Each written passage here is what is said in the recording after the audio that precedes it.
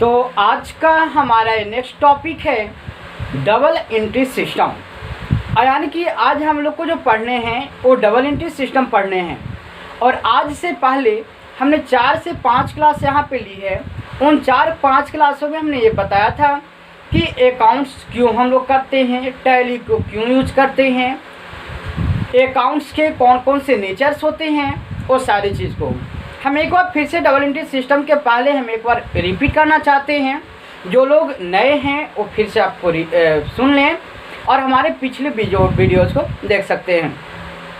तो देखिए टैली को क्यों हम लोग यूज करते हैं। टैली क्या है, तो एक प्रकार का अकाउंटिंग सॉफ्टवेयर है और इसको यूज इसीलिए करते हैं क्योंकि ट्रांजैक्शन को मेंटेन करने के लिए हम लोग को क्या करते हैं, टैली यूज करते हैं। क्योंकि हमारे साथ या आसपास या हमारे बिजनेस में बहुत तरह के हमारे पास क्या होते हैं कि ट्रांजैक्शंस होते हैं, लेन देन होते हैं।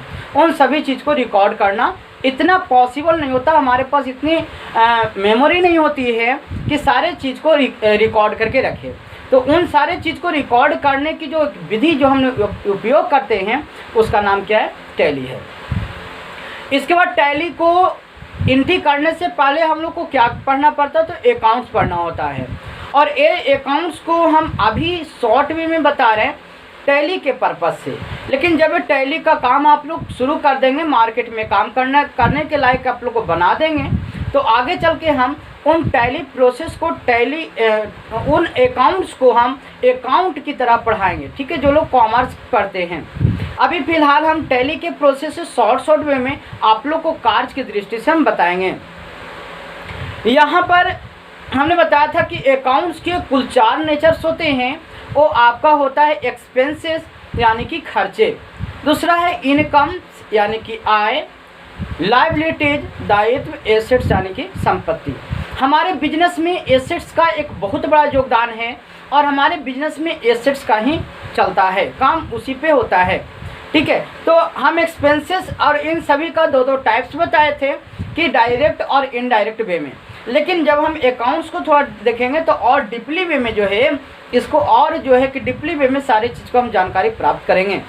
तो एक्सपेंसेस हमने क्या बताया था कि एक्सपेंसेस का मतलब जो खर्चा होता है आपके पास से सीधे निकल कर जाता है, जो रिटर्न आपको नहीं आता है, या कभी कभी ऐसा होता है जो आपको शॉर्ट टर्म के लिए रिटर्न होता है। जैसे मानते हैं कि आप ऑटो पर बैठ के गए, आपने भाड़ा दिया, क्या आपको रिटर्न करता है? नहीं करता है। अगर आपको स्टाफ की सैलरी देनी है, आपने सैलरी दिया, आपने मकान मालिक को रेंट दिया, तो ये सारी चीज़ क्या रिटर्न होते हैं? नहीं रिटर्न होते। कुछ एडवांस के पैसे होते हैं, वो सारी चीज़ आपको रिटर्न से नहीं होते हैं। ठीक है, तो जो चीज़ रिटर्न नहीं होते वो सारे आपको क्या होते हैं? खर्चा होते हैं। कुछ लॉसेस भी हो जाते हैं, किसी तरह से मूल्यह्रास हो जाता है, तो वो भी हमारे एक्सपेंसेस के अंदर में आते हैं। इसके बाद आपको हमने बताया था कि जो इनकम होता है, इनकम का मतलब जो आय, जो आमदनी होता है, आमदनी करने का मतलब कि आमदनी हो रहा, हमारे पास जो पैसे कहीं से आ रहे हैं वो आमदनी कला, लेकिन उस आमदनी के बदले आपने भी कुछ किया हो, यानी एक्सपेंसेस हो, इनकम हो, उसके बदले कुछ न कुछ हुआ हो। एसेट्स में हमने बताया था कि जो भी मूल्यवान वस्तु है, जो भी जिसका आगे चल के फ्यूचर में कैश में चेंज हो, वो सारे आपके क्या होते हैं? एसेट्स होते हैं। और बिजनेस में हम लोग एसेट्स का यूज करते हैं, लेकिन उस एसेट्स को कहीं कहीं पर अलग अलग नामों से जानते हैं। जैसे गुड्स वगैरह जो होते हैं, गुड्स भी हमारे लिए क्या होते हैं? एसेट्स होते हैं। एक इसके बाद हमने बताया था लायबिलिटी। लायबिलिटी का मतलब दायित्व, कि अगर आपसे किसी को पैसे देने हो या किसी को कर्ज है, तो आप उसे जो देने वाले हैं या फिर लोन आपने लिया है, तो वो सारा आपको क्या होता है? लायबिलिटी आता है। यानी कि अगर आपको किसी के ऊपर कर्ज है तो वो क्या कहलाया? आपका लायबिलिटीज कहलाया, दायित्व कहलाया। और आज हम लोग जो देखने वाले हैं वो आपका है double entry system. Double entry system से पहले हम बताते हैं कि जो अकाउंट्स को जो मेंटेन करने का जो मेथड होता है वो कितने तरीक़ों से होता है, कितने तरीक़ों से आप अकाउंट्स को मेंटेन कर सकते हैं। तो अकाउंट्स को जो मेंटेन करने का जो मेथड होता है, जो अकाउंट्स है, इन अकाउंट्स को जो मेंटेन करने का जो मेथड होता है वो आपके 2 टाइप्स के होते हैं। आगे चल के बताएंगे अकाउंट्स का टाइप्स। ये जो हमारे लेक्चर्स जो आएंगे, अगले लेक्चर जहाँ पर हम बताएंगे अकाउंट्स के बारे में, अकाउंट्स कितने प्रकार के होते हैं और उसके अंतर्गत कौन कौन आते हैं, और सारे हम जितने भी एग्जाम्पल्स वगैरह लिए हैं वो सारे एग्जाम्पल्स को आपको याद रखने हैं। तो अकाउंट्स जो होता है, तो अकाउंट्स को मेंटेन करने के लिए accounts maintained are two types, ठीक है। जो हम लोग अकाउंट्स को जो मेंटेन करते हैं, जो खाता को मेंटेन करते हैं, वो जनरली कितने तरीक़ों से करते हैं? 2 तरीक़ों से। कौन कौन होता है? एक पहला होता है आपका सिंगल एंट्री सिस्टम, ठीक है। एक जो पहला है वो आपका क्या कहलाता है? Single entry system. और जो दूसरा कहलाता है वो आपका होता है double entry system, double entry system, ठीक है। यानी कि हम लोग अकाउंट्स को 2 तरीक़ों से मेंटेन करेंगे और वो दोनों तरीक़े हैं आपको single entry system and double entry system. हम बार बार बोल रहे हैं कि आज का जो मेन टॉपिक है हम लोग का और डबल एंट्री सिस्टम है, ठीक है। और डबल एंट्री सिस्टम पर ही हम लोग जो है कि टैली पे कार्य करते हैं। लेकिन डबल एंट्री सिस्टम आपका जो शुरुआत हुई थी वो 1494 में हुआ था, ठीक है। यानी जो 1494 में जो एक बुक आया था ल्यूका पेसियोली के द्वारा, उनमें जो है 2 अवधारणाएं दी गई थी। उन्हीं दोनों के अवधारणाओं के आधार पर जो है अकाउंट को हम लोग क्या करते हैं? मेंटेन करते हैं। लेकिन 1494 से पहले जब डबल एंट्री सिस्टम नहीं होता था तो क्या होता था? तो उस समय आपको क्या होते थे? Single entry system. अब हम लोग इसको देखेंगे कि सिंगल एंट्री सिस्टम क्या है।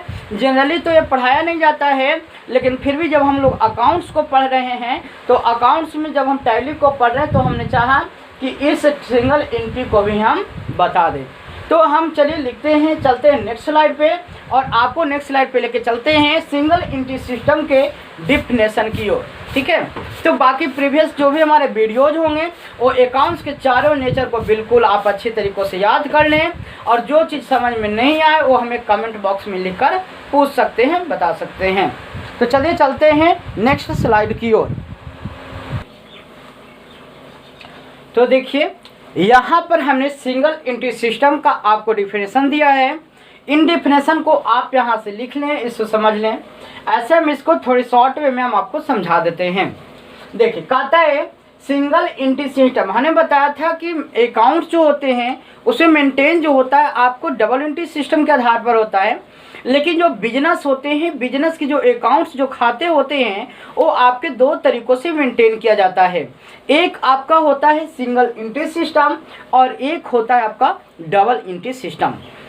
सिंगल एंट्री सिस्टम पे आप सही ढंग से कोई भी चीज़ नहीं निकाल सकते हैं क्योंकि इसमें सही ढंग से कोई भी रिकॉर्ड नहीं होता है। जबकि जो डबल एंट्री सिस्टम जो होते हैं इनमें सारे चीज़ को रिकॉर्ड करके रखा जाता है। देखिए कहता है कि इट इज इनकम्प्लीट सिस्टम। कहता है जो आपका सिंगल एंट्री सिस्टम है वो इनकम्प्लीट सिस्टम है, incomplete system of recording business transaction. यानी जो आपका कहने का मतलब कि जो बिजनेस को जो ट्रांजैक्शंस होते हैं उन ट्रांजैक्शन में जो सिंगल एंट्री सिस्टम में क्या होता है? इनकम्प्लीट होते हैं। इनकम्प्लीट अब कैसे हुआ? तो देखिए जैसे डबल एंट्री सिस्टम में अगर आपको कैश से भी कोई सामान लिए हैं तो आपको यहाँ पे लिखित होता है, ठीक है। यहाँ पे कैश में भी होता है कि कौन लिया और क्या कौन इतना दिया, यानी कि वहाँ पे सारे चीज़ इक्वल होते हैं, लेन का भी और देन का भी, ठीक है। लेकिन सिंगल एंट्री सिस्टम में आपको कैश का कोई रिकॉर्ड नहीं होता है। जैसे मानते हैं कि कोई आदमी आया 10 रुपया दे करके कोई सामान लेके चले गए, ठीक है। तो यहाँ पे जब 10 रुपये का कोई सामान इन्होंने दिया तो 10 रुपये का कोई रिकॉर्ड नहीं होता। तो यहाँ पे 10 रुपये का ऐसा कोई भी रिकॉर्ड नहीं होता है, ठीक है। यानी कि वो कैश का कोई रिकॉर्ड, कोई जिक्र नहीं होता। इसमें वही चीज़ रिकॉर्ड होते हैं जो कोई उधार चलता है, जहाँ से कोई उधारी चलती है, ठीक है। और वो उधारी में भी क्या होते हैं तो सन्डी क्रेडिटर या डेटर का लोग रखते हैं। डेटर और क्रेडिटर कहने का मतलब कि हमने पहले ही बताया था कि सन्डी डेटर जो होते हैं वो कस्टमर होते हैं और जो सन्डी क्रेडिटर होते हैं वो सप्लायर होते हैं। यानी कि अगर हम कहीं से कोई सामान ला रहे हैं तो मेरे लिए वो सप्लायर है, लेकिन हम जिस ग्राहक को कोई सामान बेच रहे हैं वो हमारे लिए क्या है? कस्टमर होता है। तो यहाँ पे उन सभी का हम उधारी का रिकॉर्ड यहाँ पे सिंगल एंट्री में रखते हैं, लेकिन कैश का कोई भी रिकॉर्ड हम नहीं रखते। तो कैश से तो सिंगल एंट्री सिस्टम से हम लोग को बैलेंस शीट निकालना, ट्रायल बैलेंस निकालना, ये सारे चीज़ मुश्किल होता है, नहीं निकलता है, ठीक है। लेकिन ये सारे चीज़ सिंगल एंट्री सिस्टम में हम लोग को अगर निकालने हैं, balance sheet, profit and loss सारी चीज़ निकालने हैं, तो इन सभी चीज़ों के लिए थोड़ी सी अच्छे से सीखना पड़ेगा, सारी चीज़ पता करना पड़ेगा कि कौन कौन सा सामान के एसेट्स कितने का है, एसेट्स कितने के हैं, बिजनेस का वैल्यूएशन अभी कितने का है। तो सारे चीज़ को मिला करके जो है कि आप इससे सिंगल एंट्री सिस्टम से पहले डबल एंट्री सिस्टम में कन्वर्ट करेंगे और डबल एंट्री सिस्टम के बाद आप प्रॉफिट एंड लॉस इसमें निकाल सकते हैं। तो इसीलिए कहता है कि सिंगल एंट्री सिस्टम कैसा सिस्टम है, इनकम्प्लीट सिस्टम है, क्योंकि इसमें जो रिकॉर्डिंग होते हैं, जो ट्रांजैक्शंस होते हैं, उसको रिकॉर्ड करके नहीं रखता है। फिर कहता है the business organisation maintains only cash book. यहाँ पे जो भी बिजनेस में होते हैं सारे चीज़ को एक कैश के रूप में जो है मेंटेन होता, खाता होता है। बस कितना पैसा है मेरे पास, कितने जो है कि आया कितने, अगर कोई खरीद के ले जा रहा है सामान तो उसकी कोई एंट्री नहीं होती।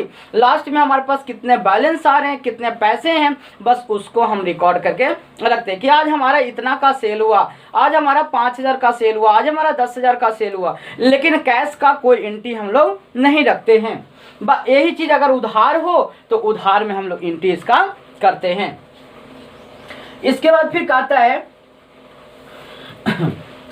Maintain only cash book and personal account. कहता है कि यहाँ पर जो खाता का जो मेंटेन करते हैं और सिर्फ पर्सनल अकाउंट के अंतर्गत, पर्सनल अकाउंट में जैसे सेंडर डेटर, क्रेडिटर जो भी व्यक्ति हमारे हैं उन सभी का रिकॉर्ड हम लोग करते हैं। पर्सनल अकाउंट जो कि हम आगे चल के आपको अकाउंट्स पढ़ाएंगे, उन अकाउंट्स में पर्सनल अकाउंट क्या है, इम्पर्सनल क्या है, रियल क्या है, नॉमिनल क्या है, सारे अकाउंट्स को हम पढ़ाएंगे। इसके बाद कहता है accounts of debtor and creditor, यानी कि personal accounts of debtor and creditor, यानी कि इसकी हम लोग रिकॉर्डेड करते हैं। कहता है so the complete recording of transaction can not be made and trial balance can not be prepared. कहता है कि जो सिंगल एंट्री सिस्टम होते हैं उनमें कोई ट्रांजेक्शन मेंटेन नहीं होता है, सही ढंग से सारे चीज़ का रिकॉर्ड नहीं होता है, इसीलिए हम लोग को ट्रायल बैलेंस नहीं निकल पाता है, ठीक है, वो इनकम्प्लीट आपका रह जाता है। तो ये सारे इसके डेफिनेशंस वगैरह हैं जिसके आधार पे कर सकते हैं।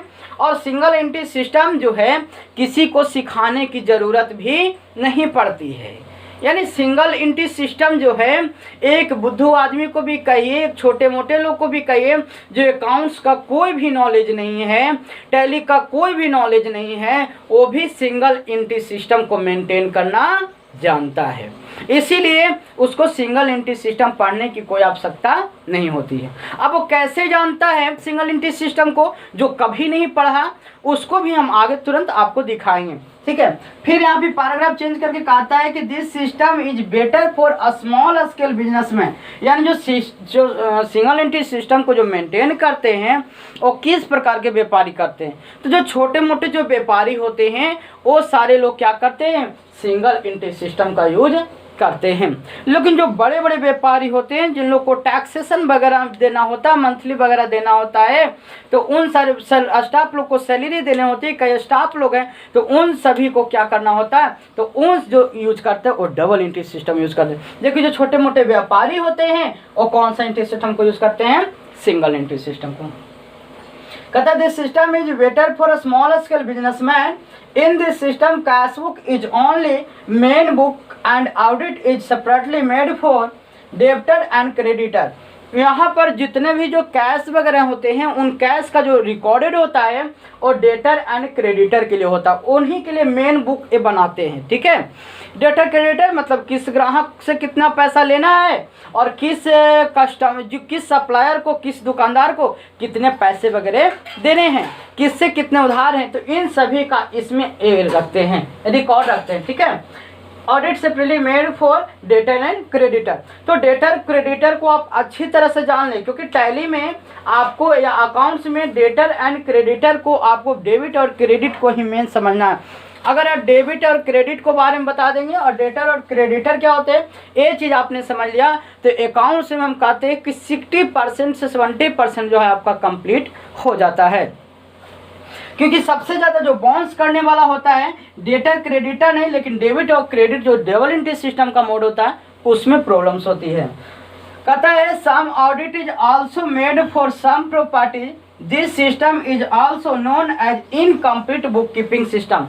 कहता है कि सिंगल एंट्री सिस्टम जो है पूरी तरह से जो है आपको जो है कि मेन सिस्टम नहीं है। इसमें जो सिंगल एंट्री सिस्टम जो है इसमें ना तो हम सही ढंग से ऑडिट वगैरह कर पाएंगे, ना तो सही ढंग से वैल्यूएशन निकाल पाएंगे, ना तो प्रॉफिट एंड लॉस निकाल पाएंगे। और इन सभी को अगर निकालना है तो एक अच्छे चार्टर्ड अकाउंटेंट की आपको एक आवश्यकता पड़ेगी और उनको सारे चीज़ को आपको बताने होंगे कि आपको कितने उधारी हैं, कितने क्या हैं, या तो आपके दुकान के सामान के हिसाब से जो है अनुमान लगा करके प्रॉफिट एंड लॉस को बता सकते हैं।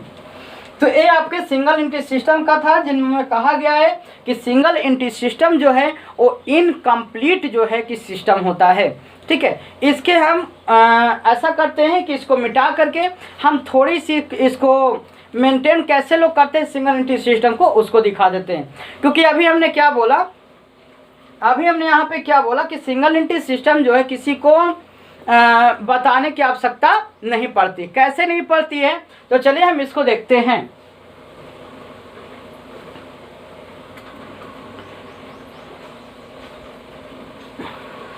सिंगल एंट्री सिस्टम को कैसे हम लोग को मेंटेन करना होता है, कैसे लोग करते हैं, तो चलिए इसको हम देखते हैं।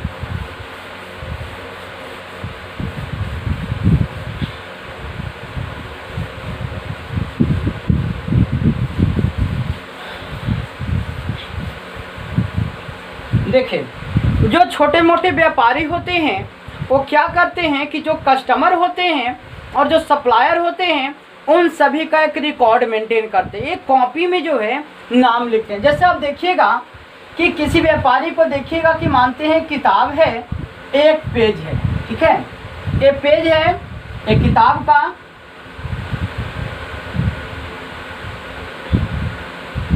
यहाँ पे मानते हैं इन्होंने लिखा डेट, ठीक है, यहाँ पर इन्होंने लिखा पार्टी नेम और यहाँ पर हो गया है आपका पार्टी नेम, ठीक है। ये पार्टी नेम हम ले लेते हैं डेटर्स के लिए और ये हम ले लेते हैं क्रेडिटर्स के लिए, ठीक है। एक डेटर्स और एक आपका क्या होता है क्रेडिटर्स। अब जैसे हम आपको दिखाते हैं कि कैसे मेंटेन करते हैं, तो देखिएगा उनको कि जैसे मानते हैं कि ये कॉपी है, इन कॉपी के पेज है, इन पेजेज में मानते हैं कि जो पहला पेज है इसमें हम अपने कस्टमर का उधारी खाता, और इस तरह फिर पेज में अगर हमको मौका मिलता है तो यहाँ पे हम क्या दे देते हैं सप्लायर का। अब यहाँ पे सप्लायर करने का मतलब कि जहाँ से हम सामान खरीद रहे हैं तो मेरा भी कुछ उधारी रह जाता होगा, है ना, तो उन उधार को मेंटेन हम इसके अगले पेज पे करते हैं। अब यहाँ पे हम एक पार्टी बना रहे हैं। जैसे मानते हैं कि एक राम नाम के एक व्यक्ति हैं, एक राम एक पार्टी है और एक दुकान है जिसका नाम क्या दे देते हैं, चलिए कोई भी ले लीजिए, क्या दे दे, चलिए कोई भी किराना स्टोर ले लेते हैं, कोई भी किराना स्टोर एक दुकान ले लेते हैं, ठीक है। इन किराना स्टोर दुकानें मानते हैं कि राम एक परमानेंटली ग्राहक है। तो राम ने बोला कि सर जी ऐसा कीजिए कि हमको 1 किलो जो है कि चीनी दे दीजिए।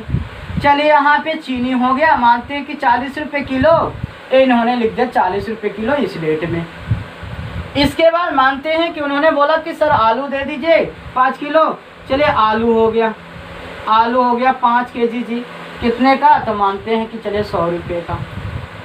इसके बाद फिर आए तो मानते हैं लीजिए कि मसाला दे दीजिए आधा किलो, मसाला हाफ kg दे दीजिए 500 ग्राम, कितने का हुए, मानते हैं 200 रुपये का। इसके बाद मानते हैं कि दूध वगैरह रखते हैं सुधा वगैरह का, तो चलिए दूध का ले रहे, दूध 1 kg 50 रुपये मान के चलता है अभी के रेट के, है ना। तो देखिए यहाँ पर क्या हो रहा कि यहाँ पे सिर्फ रिकॉर्ड होते जा रहे हैं कि राम जो एक पार्टी है इन्होंने चीनी लिए, आलू लिए, मसाला लिए, दूध लिए। कुछ दिन के बाद आते हैं और कहते हैं कि भैया कितना हमारा हिसाब हुआ बता दीजिए, और ऐसा करिए कि इसमें से आप 300 रुपया हमको जमा कर लीजिए, ठीक है। तो जमा कर लेंगे तो सबसे पहले क्या करेंगे कि पूरा हिसाब को क्या करेंगे, ऐड करेंगे। यही होता होगा ना, सिंगल एंट्री सिस्टम में यही होगा, क्योंकि यहाँ पे दो काम एक साथ नहीं होगा। डबल एंट्री में देखिएगा, डबल एंट्री सिस्टम में कि हर कार्य को दो दो करके करना पड़ेगा, जबकि सिंगल एंट्री सिस्टम में आपको कोई करने की ज़रूरत नहीं होती है। वहाँ पे बस इसी तरह से करते हैं कि जिनका उधार खाता चलता है बस गए और उधारी पे लिखवा लिए कि हाँ सर तेल 1 किलो दे दीजिए, मैदा 1 किलो दे दीजिए, आटा 1 किलो दे दीजिए, रिफाइन 1 किलो दे दीजिए, आधा किलो दे दीजिए, पाभर दे दीजिए, मिक्सचर दे दीजिए, बिस्कुट दे दीजिए। सारे चीज़ का यहाँ खाता इनके नाम पर क्या हो रहा है, तैयार हो रहा है, रेडी हो रहा है। जब इन सभी का खाता तैयार हो रहा है तो जब वो पैसा वगैरह देते हैं तो लोग क्या करते हैं, दुकानदार वाले क्या करते हैं, इसको जोड़ते हैं कि चलो भाई 200, एक 300 और 50 रुपये के दूध, 40 रुपये के चीनी, यानी कि टोटल कितना हो भैया। तो यहाँ पर टोटल करेंगे कि टोटल आपको हुआ है 390 रुपये। ठीक है, अब 390 रुपये हुए हैं तो इन्होंने 300 रुपया क्या किया, इन्होंने पे कर दिया। तो 300 पे करेंगे तो क्या करेंगे कि जमा लिखेंगे। ठीक है ना, जिस डेट में जमा करेंगे तो यहाँ पे लिखेंगे जमा 300 रुपया। ठीक है, इस प्रकार से जमा करेंगे और यहाँ पे घटा देंगे 0, 9 आई कट गया, या भैया आपका 90 रुपया और बाकी रहा। तो इस प्रकार से लिखेंगे 90 रुपया बाकी।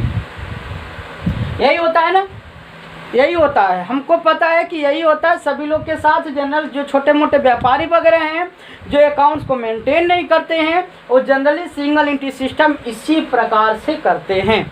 ठीक है, इसके बाद मानते हैं कि अगले दिन कोई और लोग आ गए तब उनको मिक्सचर चाहिए, तो हाँ भाई मिक्सचर दे दीजिए। तो चलिए मिक्सचर 2 पैकेट मानते हैं कि ले लेते हैं 5 वाला, तो चलिए 10 रुपया। इसके बाद मानते हैं कि डालडा आ गए, चलो भाई तो डालडा ले लीजिए 1 kg या 500 ग्राम, तो चलिए यहाँ पर हो गया 80 रुपया, या जो भी आपको ले लीजिए। या फिर यहाँ पे और भी दे दीजिए कि तेल है, मसाला, रिफाइन, जो भी ले लीजिए। इस प्रकार से जोड़ते हुए चले जाते हैं।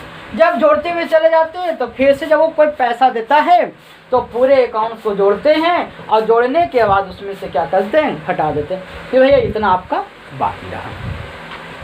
तो सिर्फ उधारी की एंट्री करते हैं, जो कैश में चला जाता है उसकी कोई भी एंट्री नहीं होती है। अब मानते हैं कि अब कहीं दुकान में गए और कहे कि भैया 5 रुपये की चल रही मिक्सचर दे दीजिए, लीजिए पैसा दिए, मिक्सचर दिए, काम खत्म, कोई एंट्री नहीं होगा। बिस्कुट लाने गए, चाय पत्ती लाने गए, उन्होंने पैसा दिया, सामान लिया, कोई एंट्री नहीं होता है। लेकिन जब वो उधारी में लेंगे तो वो इस प्रकार से एंट्री आपको करेंगे। ठीक है, और जो पैसा जमा करेंगे इस प्रकार वो माइनस करेंगे। तो ये जो एंट्री करने का जो विधि हुई ये क्या हो गया, आपके सिंगल एंट्री सिस्टम। इसमें आपको कैश का कोई रिकॉर्ड नहीं, बस इसमें ये देखेंगे कि हम लोग पास आज कितने बिजनेस हुए, कितने का क्या हुए, इस प्रकार से रिकॉर्ड करते हैं। तो कभी कभी क्या होता है कि कभी इनको प्रॉफिट जो होता है किसी मंथ में अगर इनको लॉस हो जाता है, हानि हो जाए, तो इनको प्रॉफिट पता नहीं चल पाता, लगता है कि पता नहीं इस माह में हमको खाली नुकसान है, लेकिन ये मेंटेनेंस आगे पीछे होते भी रहता है। तो सिंगल एंट्री आपने सिस्टम समझ गए होंगे कि ये किस प्रकार से होता है। डेट वाइज अगर लिखना चाहते हैं कोई डेट वाइज लिख सकते हैं, सामान इस प्रकार से एंट्री हो जाती है, जमा किया गया पैसा इस प्रकार से जमा लोग कर देते हैं, फिर घटा करके लिख देते हैं कितना रुपया बाकी है। एक पार्टी का नेम जो हम पेज पलट के लिखे, मानते हैं किसी का उधार होगा तो जैसे यहाँ पे लिख देंगे राम किराना, चलो राम किराना के पास हमको 500 रुपये देने हैं, श्याम के पास 300 रुपये देने हैं, राधा के पास 1000 रुपये देने हैं, है ना। इस प्रकार से लिखते हैं देने हैं। जब पैसा दे देंगे तो यहाँ पर लिख देंगे जमा, और इस प्रकार वो क्या कर देते हैं, काट देते हैं। यहाँ भी पैसा जमा हो गया, हिसाब क्लियर हो गया, भैया इसको काट दीजिए। यही होता है आपका सिंगल एंट्री सिस्टम में कि यहाँ पर जब क्लियर हो जाता है तो यहाँ पर क्या कर देते हैं, काट देते हैं कि हमने ये डेट में आपको क्लियर कर दिया, अब हमारा आपका कोई भी हिसाब नहीं रहा। तो ये आपने देखा सिंगल एंट्री सिस्टम को मोड, जो कि सिंगल एंट्री सिस्टम आपको जल्दी पढ़ाया नहीं जाता है, क्योंकि जो हम लोग आज जो मेंटेनेंस करते हैं वो डबल एंट्री सिस्टम पे करते हैं। लेकिन अगर कहीं पर सिंगल एंट्री सिस्टम पर यूज हो रहा है और सिंगल एंट्री सिस्टम से अगर आपको प्रॉफिट निकालना हो, ट्रायल बैलेंस निकालना हो, तो क्या कीजिएगा, तो आपको इस प्रकार से ट्रायल बैलेंस भी तैयार करना पड़ेगा, यानी डेबिट और क्रेडिट के फॉर्म में आपको तैयार करना पड़ेगा। समझ गए। तो चलिए इसके कुछ विशेषताएं, डिसएडवांटेज और एडवांटेज हैं, वो भी आपको लिखवा देते हैं, ताकि आपको कभी आप कहीं पढ़ाएं या किसी को समझाएं तो आपको थ्योरी में आपको काम आए। ठीक है, तो हम डिसएडवांटेज और एडवांटेज को जो है हम आपको नेक्स्ट स्लाइड पे दिखा देते हैं। अगर आप इसको लिखना चाहें, समझना चाहें तो आप फिर इसको लिखें।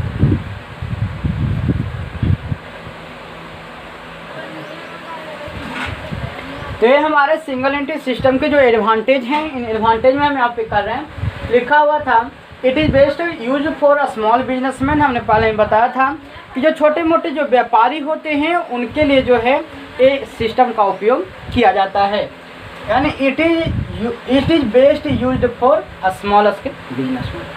फिर कहता है more columns can be additionally added for different types of revenue and expenses. यानी कि इसका एक चीज़ इसमें ये बेस्ट चीज़ है कि अगर एक कहीं पर भी चाहे तो कोई भी कॉलम्स यहाँ पे बना सकते हैं, इनकम एंड एक्सपेंसेस के लिए या कोई भी और राजस्व के लिए जो है ये अलग से एक कॉलम बना करके रख सकते हैं। अगर हम यहाँ पे डिसएडवांटेज की बात करें तो कहता है कि there is no link between the balance sheet and income, यानी कि इसका इनकम एंड बैलेंस शीट इसमें आपको तैयार करना मुश्किल है, कोई लिंक नहीं रहता इससे। Exact final position can not be calculated, आप इसमें फाइनल पोजीशन भी कैलकुलेट नहीं कर सकते, कितने इनकम्स हैं क्या हैं, आपको कोई चीज़ का मेंटेन नहीं रख सकते। यहाँ तक कि आप एसेट्स को मेंटेन नहीं रख सकते, लाइबिलिटीज़ को मेंटेन नहीं रख सकते, आपको कितने किससे लेने हैं, किसको कितने देने हैं, आप एक डायरी में ज़रूर बना के रख लीजिएगा, लेकिन आपसे एक मिस्टेक हो सकता है। यानी कि देखिए यहाँ पे लिखा हुआ mistakes and error can identified only through bank statement reconciliation. कहता है कि आपसे मिस्टेक्स हो सकते हैं, आपसे कोई व्यापारी छूट भी सकता है सिंगल सिस्टम में, ठीक है। बहुत तो आप बैंक रिकॉन्सिलेशन के द्वारा आप मिला तो सकते हैं, लेकिन आप पूरी तरह से इसको मिला नहीं सकते। इसके बाद कहता है अकाउंट्स का receivable and payable are not clear, यानी कि किसको कितने पैसे लेने हैं, किसको कितने पैसे देने हैं, इन सभी बातों को आप पूरी तरीक़ों से क्लियर आप सिंगल एंट्री सिस्टम में नहीं कर सकते, जबकि डबल में इन सभी चीज़ों की पूर्ति आपको आराम से हो जाती है, यानी सारे चीज़ को आप आराम से मेंटेन कर लेते हैं। पर सिंगल एंट्री सिस्टम में आपको थोड़ी सी प्रॉब्लम होती है। तो आपको हमने मेंटेन करने के लिए भी सिखाया कि किस प्रकार से सिंगल एंट्री सिस्टम में लोग मेंटेन करते हैं, किस प्रकार से आपको करते हैं, एडवांटेज इसके डिसएडवांटेज तो आपकी बनाने के ऊपर है। आज जो हमारा मेन का जो टॉपिक एक छोटा सा ही पॉइंट था डबल एंट्री सिस्टम, उन डबल एंट्री सिस्टम में आज हम इस बात को देखेंगे, डेबिट क्रेडिट की भी बात को देखेंगे, किस बात पे निर्भर करता है डबल एंट्री सिस्टम को, इन सभी चीज़ों को आज हम देखेंगे। तो इसको आप यहाँ से कर लीजिए स्क्रीनशॉट, और इसके बाद हम अब आते हैं डबल एंट्री सिस्टम पर। और आपको जो मेन चीज़ आपको याद रखनी है, जिस पे आपको काम करने हैं, वो जो तरीका है अकाउंट्स को मेंटेन करने का, वो आपको कौन सा है, डबल एंट्री सिस्टम है। और ए एंट्री सिस्टम कब हुआ करता, कब से था, यानी कि 1494 से पहले सिंगल एंट्री सिस्टम होता था, और वो आज भी हो रहा है सिंगल एंट्री सिस्टम। किसके द्वारा, छोटे मोटे व्यापारियों के द्वारा, ठीक है। तो आप इसको स्क्रीनशॉट कर लीजिए, और हम अब चलते हैं अगले स्लाइड की ओर, जिसमें आपको डबल एंट्री सिस्टम से रिलेटेड बातें को बताई जाएगी।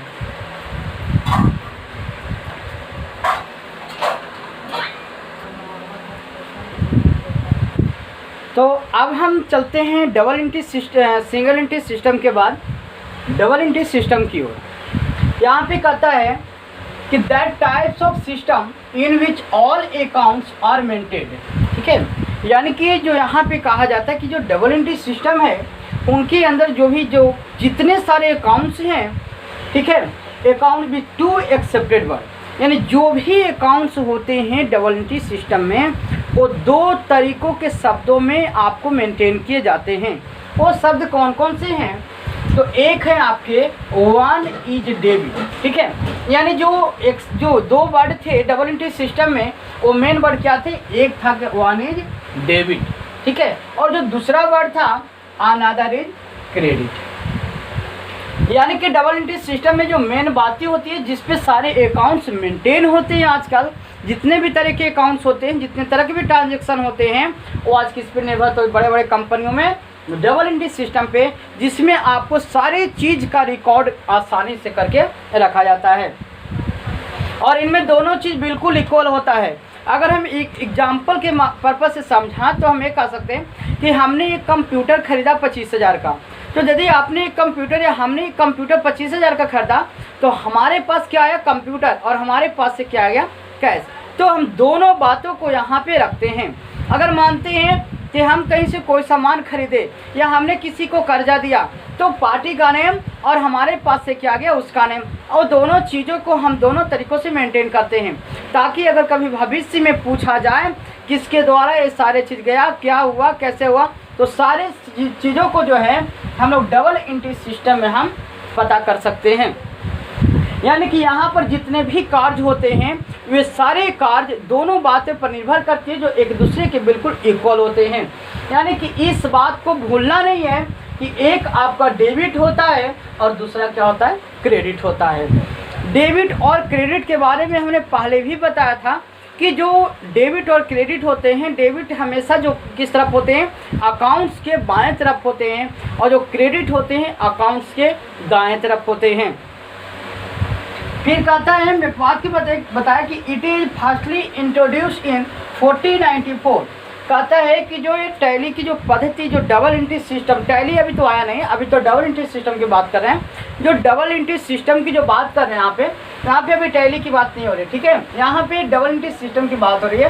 कहता है कि डबल एंट्री सिस्टम की जो पद्धति स्टार्ट हुई वो कब हुई 1494 में, यानी कि आपको 1494 ईस्वी में इसकी पद्धति स्टार्ट हुई।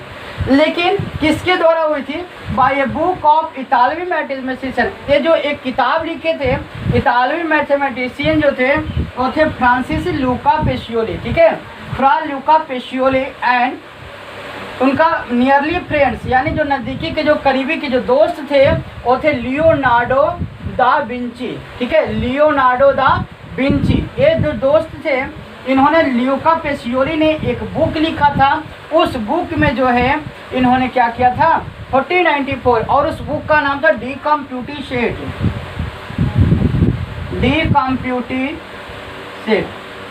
तो इस बुक में जो है क्या किए कि इन्होंने दो बातों को बताया, एक डेबिट और दूसरा क्रेडिट। लेकिन ये डबल एंट्री सिस्टम की जो शुरुआत हुई, ये जो आविष्कारक जो थे जो लूका पेशियोली साहब जो थे, इन्होंने बताया कि हम डबल एंट्री सिस्टम जो अवधारणाएं जो बनी है, ये जो डेबिट और क्रेडिट जो बना हुआ है, इन्होंने इसकी खोज नहीं की है। इसकी खोज पहले से ही कोई वैज्ञानिक कर रहे थे, लेकिन इसकी जो विस्तृत जो जानकारी दी है, इसके बारे में जो बहुत अच्छी सी बात लिखे और बात को लिख करके कौन समझाए? लूका पेशियोली साहब ने। यानी कि अगर कहा जाए कि डबल एंट्री सिस्टम की खोज कौन की है, तो इसका कोई भी अता पता नहीं है कि डबल एंट्री सिस्टम यानी जो दो पद्धति जो संख्या जो दो पद्धति का जो है डबल एंट्री जो बुक है जो सिस्टम है, इसकी कौन खोज किए थे, इसकी अवधारणाएं कौन रखते थे कि दो पक्षों में अवधारणाएं होगी, एक लेनदार होगा और दूसरा देनदार होगा। ये कौन करेंगे, इसकी कोई मेंटेनेंस कौन क्या कोई पता नहीं है। लेकिन लूका पेशियोली ने 1494 ईस्वी में एक जो बुक था डिकम्पोटी सेट जो था, इन्होंने इसमें अच्छे से उसका प्रकाशन किया, अच्छे से उसको समझाया था, ठीक है, कि ये जो एंट्री सिस्टम थे, डेबिट क्या है, क्रेडिट क्या है, कैसे मेंटेन करना है, इन सभी बातों को इन लूका पेशियोली ने अच्छे से समझाया था। तो याद रखिएगा, लूका पेशियोली इतालवी के मैथमेटिशियन यानी कि इतालवी के गणितज्ञ थे, लूका पेशियोली ने एंड लियोनार्डो विंची, ठीक है। फिर कहते हैं राइटर, इसका जो शीर्षक थे और कौन थे? सुम्मा डे एरिथमेटिकल एंड ज्योमेट्री इसका रखा गया था शीर्षक का नाम इस प्रकार से। फिर कहता है this book is publisher by Venice, Venice में जो है इस बुक को पब्लिश किया गया था। तो ये सारी बातों को याद रखिएगा। तो इनके आधार पर जो है कि कैसे कैसे डबल एंट्री सिस्टम होता है, उन डबल एंट्री सिस्टम को जो है कि देखना है। डबल एंट्री सिस्टम में जो डेबिट क्रेडिट बात आई वो कब आई थी, क्या आई थी, इन सभी चीज़ों को समझना है। तो जनरली आम बोलचाल की भाषा में हम लोग को ये जानना है कि जो डबल एंट्री सिस्टम की जो शुरुआत हुई वो कब से हुई? 1494 ईस्वी में, ठीक है ना। यानी कि डबल एंट्री सिस्टम की शुरुआत कब हुई? 1494 ईस्वी में ल्यूका पेसियोली साहब के द्वारा, ठीक है, जिसमें दो बातें निर्भर करती है। कौन कौन? तो एक बात करती है डेबिट और दूसरा बात करती है क्रेडिट। यानी कि इस सिस्टम में आपको फिर से हम रिपीट कर रहे हैं, वो चीज़ आपको याद रखने हैं। कहता है कि डबल एंट्री सिस्टम की शुरुआत किनके द्वारा हुआ? ल्यूका पेसियोली साहब के द्वारा और लियोनार्डो दा विंची। लेकिन लोग जानते हैं ल्यूका पेसियोली, क्यों जानते हैं? क्योंकि जो किताब लिखे थे वो ल्यूका पेसियोली साहब ने लिखे थे। लेकिन लियोनार्डो दा विंची का इसमें क्यों नाम आता है?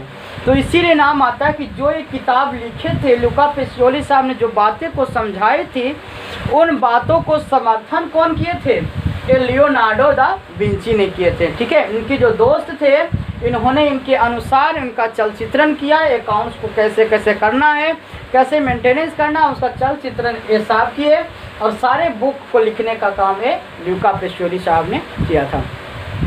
इसलिए इसके नाम पर जो है ये ड्यू कंप्यूटेड था, ये जो बुक है। और इसका पब्लिशर याद रखिएगा, सबसे पहले कहाँ पब्लिश हुआ? तो वेनिस के अंदर। वेनिस एक राज्य है जहाँ पे आपको ये अथी हुआ था, पब्लिश किया गया था। तो ये सारी बात ऐसे तो बहुत कम पूछी जाती है, लेकिन यहाँ पर मेन नाम आ जाएगा 1494 में डबल एंट्री सिस्टम, और सिंगल एंट्री सिस्टम में हमने अच्छे तरीक़ों से आपको बता दिए थे। अब इन सिस्टम के अंतर्गत में जो डेबिट और क्रेडिट जो वर्ड आए हैं, वो डेबिट और क्रेडिट का क्या मतलब होता है, इसका क्या रीजन है, इसका क्या अर्थ निकलता है, उन सारे अर्थ को जो है यहाँ पर हम किसको सीखेंगे? डेबिट और क्रेडिट की बातों को। और इन्हीं डेबिट और क्रेडिट के बाद जो है हम यहाँ पे मेंटेन करना सीखेंगे और डेबिट और क्रेडिट को समझाने की कोशिश करेंगे। इस बात को ध्यान रखिएगा कि डेबिट और क्रेडिट जो टॉपिक है आपका, बहुत ही टफ और टिपिकल टॉपिक है। ये आपको इजी वे में अगर आप सोचिएगा कि इतनी आसानी से समझ लें तो नहीं हो सकता। जब तक कि आप उसे मन और गहन से अगर आप नहीं समझेंगे तो आप नहीं समझ पाएंगे। डबल एंट्री सिस्टम के बाद बताने के बाद हम आपको अकाउंट्स जो हमने रखा था, अकाउंट्स को जो नेचर रखे थे, उन नेचर के अंदर कुछ एग्जाम्पल्स रखे थे, उन सारे को हम अकाउंट्स की सारी पद्धति को बताएंगे और उनके अंतर्गत कौन कौन से सिस्टम आ जाते हैं, वो सारे कौन कौन से ऑप्शंस आते हैं, वो सारे को हम बताएंगे, ठीक है। तो आज का टॉपिक में हमारा रहेगा डबल एंट्री सिस्टम, इसका main point single and double entry system. तो हम अब चलते हैं तो नेक्स्ट स्लाइड की ओर, जहाँ पे हमें चर्चा करेंगे कि डेबिट क्या है और क्रेडिट क्या है, इसका क्या मतलब होता है। चलिए चलते हैं नेक्स्ट स्लाइड की ओर। अगर आपको लिखने हैं तो आप स्क्रीनशॉट से कर सकते हैं। तो चलिए हम लोग अब आगे लिखते हैं मीनिंग ऑफ डेबिट, यानी कि डेबिट का क्या मतलब है। कहता है debit is an accounting symbol, यानी डेबिट क्या होता है? तो डेबिट एक अकाउंटिंग सिंबल है। It is borrowed from Latin language word from debitum. इन जो डेबिट आया है वो किस वर्ड से आया है, किस भाषा से? तो लैटिन भाषा का शब्द है ना, जिसका मतलब क्या था? क्रेडर, डेबिटम, जिसका मतलब क्या था? डेबिटम। यानी कि डेबिटम वर्ड से जो है कौन आया है? डेबिट आया है, ठीक है, याद रखिएगा। यानी कि debit is an accounting symbol, debit जो है आपके अकाउंटिंग सिंबल से। It is borrowed from Latin language word from debitum, यानी जो डेबिट आया है किस वर्ड से आया है? डेबिटम से आया, जिसका मतलब क्या होता है? Which means due from that, यानी इसका मतलब होता है कि उनको उनसे क्या होता है? लेना है। यानी इस बात को ध्यान रखिएगा, विच मीन्स ड्यू फ्रॉम दैट, यानी कि उनसे लेना है, इस बात को ध्यान रखिएगा। चलिए यहाँ पर लिख भी देते हैं, उनसे लेना है, यानी डेबिट का मतलब क्या हुआ? उनसे लेना है। जैसे मानते हैं कि हमें कहीं से कोई पैसे मिल रहे हैं तो उसकी एंट्री कहाँ होगी? डेबिट साइड होगी। अगर हम किसी को कोई चीज़ दे रहे हैं तो एंट्री कहाँ होगी? क्रेडिट साइड होगी। देखते हैं आगे के पॉइंट। कहता है कि DR is the short name of debit. सबसे पहले तो हमने देखा कि डेबिट किससे आया? डेबिटम से। किस वर्ड का शब्द है? लैटिन वर्ड का शब्द है। जो डेबिटम से आया था। तो डेबिट का शॉर्ट नेम क्या होता है? DR। यहाँ पे DR और CR में दिखाया जाता है, ना कि DR का मतलब यहाँ पे डॉक्टर समझना है, ठीक है, क्योंकि डॉक्टर का सिंबल भी आपका क्या होता है? DR से होता है, लेकिन यहाँ पे DR का मतलब हो रहा है डेबिट। कहता है it is always situated in left side of any account. कहता है कि जो डेबिट होता है हमेशा किसी भी अकाउंट में अगर देखा जाए तो किस तरफ होता है? बाएं तरफ होता है। ये आपको पहले से बनाया गया है, जो कि हमने आपको पहले भी बताया था कि डेबिट जो होता है हर अकाउंट में जो भी ऊंचे पैमाने जो भी अकाउंट्स होते हैं उन अकाउंट्स में जो डेबिट होता है वो किस तरफ होता है? बाएं तरफ होता है। यानी अगर यहाँ पे हम 2 कॉलम बना दें तो बाएं वाले कॉलम में क्या होगा? डेबिट, और दाएं वाले कॉलम में क्या होगा? क्रेडिट। यानी कि डेबिट हमेशा लेफ्ट साइड से होते हैं, इस बात को ध्यान रखना है। और डेबिट का मतलब होता है उनसे लेना है, यानी अगर कोई भी चीज़ हमारे पास आ रहा है तो क्या होगा? डेबिट होगा। लेकिन डेबिट में और भी बहुत सारी बातें होती हैं, उन सभी बातों को हम अलग अलग प्रकार से देखेंगे। इसके बाद कहता है मीनिंग ऑफ क्रेडिट, यानी कि credit is an accounting symbol. यानी जिस एकदम सेम टू सेम उसी वर्ड को जो है आपको उल्टा करके उतार देना है। यहाँ पर debit is an accounting symbol, यहाँ पर credit is an accounting symbol, ठीक है।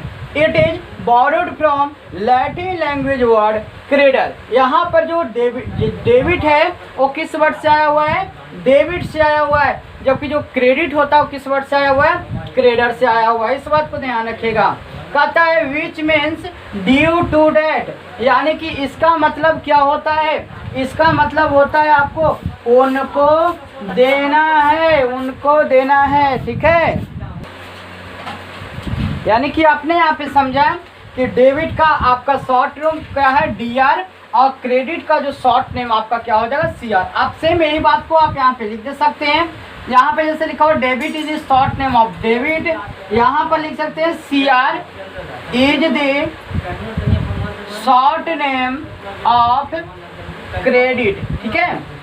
इसके बाद आप लिख सकते हैं it is always situated in left side, यहाँ पर आप लिखिए कि it is always situated in right side, ठीक है।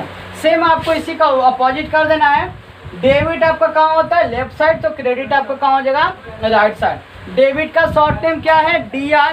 क्रेडिट का शॉर्ट नेम क्या है आपका? CR। डेबिट किस वर्ड से आया है? डेबिटम से। क्रेडिट किस वर्ड से आया है? क्रेडर से, ठीक है।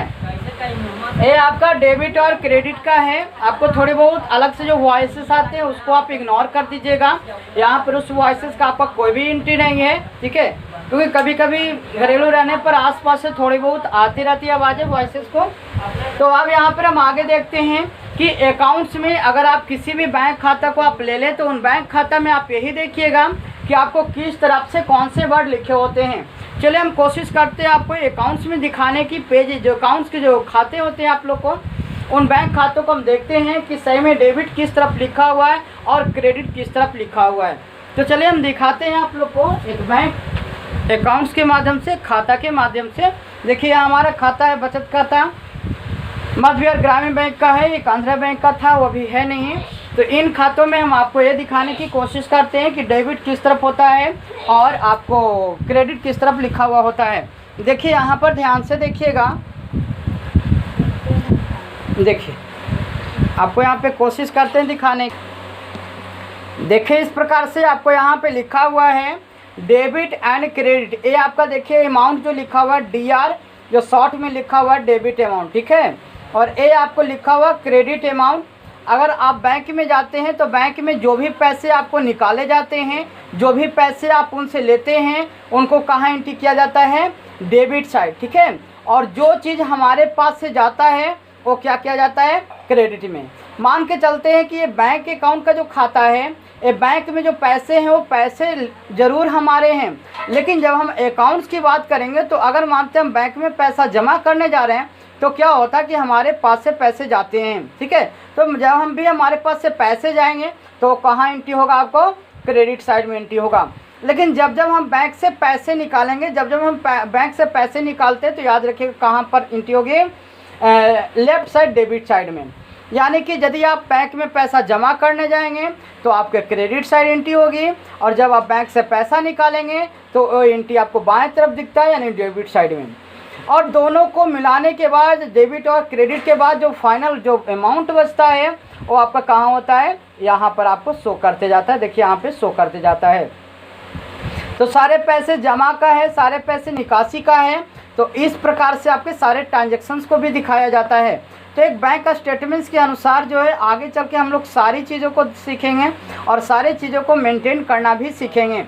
तो ये हमारा अकाउंट्स का एक पेज था यहाँ पे इस तरीक़ों से, और एक पेज हमारा ये होता है जहाँ पे विवरण होता है। यानी कि देखिए यहाँ पर लिखा हुआ आपको दिनांक यानी डेट लिखा हुआ है, एक आपका चेक नंबर लिखा हुआ है और एक आपका विवरण लिखा हुआ है। यानी कि दिनांक 1/3/2017 को जो है कैसे जमा हुआ था, कैश से जमा हुआ था। तो वहाँ पे हम जब पैसा जमा किए यहाँ की कैश हो गया। इसके बाद यहाँ पे कैसे हुआ, टू नेफ्ट हुआ, यानी कि हमने नेफ्ट करवाया। फिर कुछ चार्जेज हमारे लगे, फिर हमने कैश जमा किया, नेफ्ट किया, फिर चार्ज लगा। तो इस तरीक़ों से सारा हमारा देखिए पार्टिकुलर एक विवरण है। ये हमारा चेक नंबर जो है, चेक संख्या जो यूज हुए हैं, ये हमारे चेक संख्या का यहाँ पे विवरण होता है।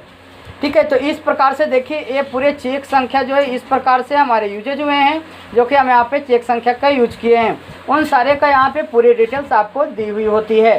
देखिए ये पूरी कहानी आपका पूरी एक अकाउंट्स का जो है एक स्टेटमेंट आपको इस प्रकार से डिटेल्स होती है। तो अगर आप लोग यहाँ पे देख रहे हैं और अगर फिर भी आप लोग को समझ में नहीं आ रहा है तो आप हमें बताइएगा, कमेंट सेक्शन में लिख के बताइएगा कि यहाँ पे आपको बैंक से रिलेटेड से समस्या क्या हो रही है।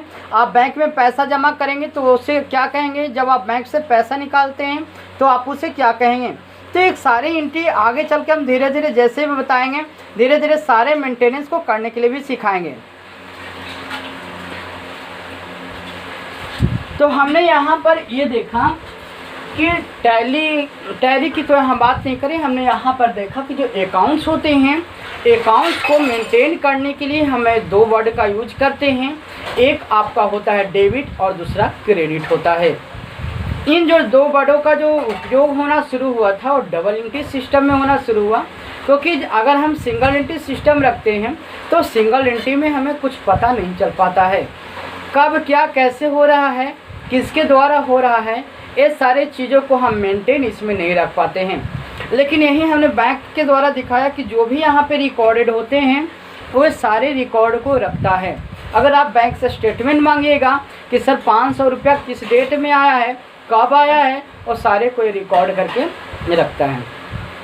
तो इसी को मेन अकाउंटिंग आपको कहते हैं। इसमें आपको 10 पैसा, 1 पैसा, 2 पैसा तक का जो है रिकॉर्ड करके रखना पड़ता है, क्योंकि बिजनेस में एक एक पैसे का हिसाब होता है और वो हिसाब को मेंटेन करना है आपको अकाउंटिंग कहलाया। ठीक है, और उन सारे ट्रांजैक्शन को जिस रूप में अकाउंट्स के रूप में हम लोग यूज करेंगे, उस सॉफ्टवेयर का नाम क्या है आपका, टैली। एक जो टैली है बहुत ही पॉपुलर सॉफ्टवेयर है और ये आपको देशों से लेकर के विदेशों में भी उपयोग होते हैं टैली। ये टैली का जो फर्स्ट जो सॉल्यूशंस वगैरह आए थे आपको 1986 आपको ये वर्जन आपको दिखाता है, 1986 में आया था, जबकि 1990 के दशक में कहा जाता है। क्या बात है। उसके बाद 1988 में जो है आपका 4.5 वर्जन का जो भी डॉस वर्जन का सॉफ्टवेयर आया, वह सारे चीज़ को यहाँ पे दिखाता है। तो आप इन सभी में कंफ्यूज नहीं होइएगा, आगे चल के सारे वर्जन्स के बारे में, सारे चीज़ों के बारे में बताएंगे। और इससे रिलेटेड जो है आपको जो हमारे वर्जन से रिलेटेड हैं, जो कब कब किसके ऊपर आए हैं, ये सारे चीज़ को हम पहले ही बता दिए थे। ठीक है, अभी इस टैली सिस्टम की शुरुआत किन होने की, अभी इनके कौन डायरेक्टर हैं, कौन प्रोड्यूसर हैं, इनकी चर्चा हम आगे चल के करेंगे। हम फिलहाल यहाँ पे अकाउंट्स की जो मेथड्स थे, बिजनेस में जो ट्रांजैक्शंस होते हैं, उन ट्रांजैक्शन को कितने तरीक़ों से मेंटेन करते हैं, मेंटेन करने की जो पद्धति थी, इन पद्धति को हमने सीखा, जिसमें आपको क्रेडिट क्या होते हैं, डेबिट क्या होते हैं, सिंगल एंट्री सिस्टम कैसे मेंटेन किया जाता है, डबल एंट्री सिस्टम कैसे मेंटेन किया जाता है, इन सभी चीज़ों की हमने यहाँ पे पुष्टि की। ठीक है, अगर आपको यहाँ पे अगर देखिए आपको कभी कभी ऐसा हो सकता है कि बोलने में अगर कभी मिसिंग हो जाए या किसी तरह का प्रॉब्लम्स लगे, आप हमें ज़रूर बताइएगा, क्योंकि यदि आप हमें कुछ बताएंगे नहीं तो आखिर हम समझेंगे कैसे कि कहाँ पे क्या दिक्कत हुआ। इसलिए आप लोग को कहीं पर भी कोई प्रकार की दिक्कत हो आप हमें ज़रूर बताइए। ठीक है, और यदि अच्छा लगे आप चैनल्स को लाइक करते रहें, शेयर करते रहें, क्योंकि जितने ज़्यादा आप शेयर करेंगे, जितने ज़्यादा लाइक्स आएंगे, उतने ज़्यादा हम आप लोग को बीच में रेगुलर क्लासेस बरकरार रखेंगे। ठीक है, और इन जो क्लासेस हैं आपको पहली बार इस तरीक़ों से क्लासेस आपके इस चैनल पर, यूट्यूब चैनल पर आपको आया है, जिसमें आपको सारी चीज़ रेगुलर वाइज आपको बिजनेस के मार्केट से बता रहे हैं कि अगर आप छोटे मोटे दुकानों में काम करने जाइएगा तो कैसे कीजिएगा। इसके साथ साथ एक हेजिटेशन होता है कि आपको जब शुरुआत में आप काम करने जाते हैं तो एक बात को ध्यान रखिएगा कि आप कभी भी पैसे के फेर में ना रहें, क्योंकि अगर जब आप पैसे के फेर में रहेंगे तो आपको क्या इससे प्रॉब्लम होगी कि आप सीख नहीं पाएंगे। और आप जहाँ भी जाएंगे आप याद रखिए, चाहे आप कितनों भी बड़ा अकाउंटेंट्स क्यों ना हो, आप जब आप फर्स्ट टाइम कहीं पे काम करने जाइएगा तो आपको प्रॉब्लम ज़रूर होगी। इसीलिए आपको कितनों भी यहाँ पे आप ईजीवी में समझ लेंगे, लेकिन जब तक कि आपको सिस्टम पे काम करने नहीं आएगा, मेंटेन करने नहीं आएगा, तब तक आप कभी भी काम नहीं कर पाइएगा। इसलिए मन गहन करके फर्स्ट टाइम आप जहाँ भी सीखें वहाँ पे मन गहन करके शांति से बिल्कुल आप कार्य को करें। ठीक है, हमारी आपसे आशा है कि आप हर जगह पे जहाँ भी जाएं आप सेटलमेंट हों, हमारी कोशिश यही है। और यदि आप लोग को कहीं पर प्रॉब्लम्स लगता है कार्य करने में, परचेज में, सेल्स में या फिर डेबिट क्रेडिट नोट में क्या होता है, इन सभी में कहीं पर दिक्कत लगता है तो आप हमें ज़रूर बताएं। ठीक है, और जितने ज़्यादा से ज़्यादा लोगों को इकट्ठा करें, इस चैनल से जोड़ें, ताकि हमारा जो है कि उद्देश्य जिस ओर चले बरकरार रहे। हमारे उद्देश्य जो लोगों को बताना है वो हमेशा के लिए बरकरार रहे। ठीक है, और नए नए टॉपिक्स जो हैं, नए नए पॉइंट ऑफ वैल्यू, एक एक पॉइंट्स को जो है हम आप लोग के सामने रख सकें। ठीक है, तो सारे टैली को, और टैली अगर आप कर लेते हैं ना तो टैली के जैसा सॉफ्टवेयर जो मार्केट में हैं वो सारे आपको कहीं पर कोई दिक्कत नहीं होने वाले हैं। चाहे बिजी हो आपको, बिजी हो आपको, या फिर ये कह सकते हैं मार्केटी है, स्पीड प्लस है, किसी भी तरह का है, आपको कहीं पर भी कोई दिक्कत नहीं होगा। तो चलिए आज के लिए इतना ही। अगले जो हम लोग टॉपिक लेकर के आएंगे वहाँ पे टाइप्स ऑफ अकाउंट्स को हम एक बार देखेंगे कि अकाउंट्स के कौन कौन से टाइप्स हैं, अकाउंट्स कितने तरीक़ों के होते हैं, ये सारी चीज़ को हम यहाँ पे बताएं। तो चलिए, थैंक्स।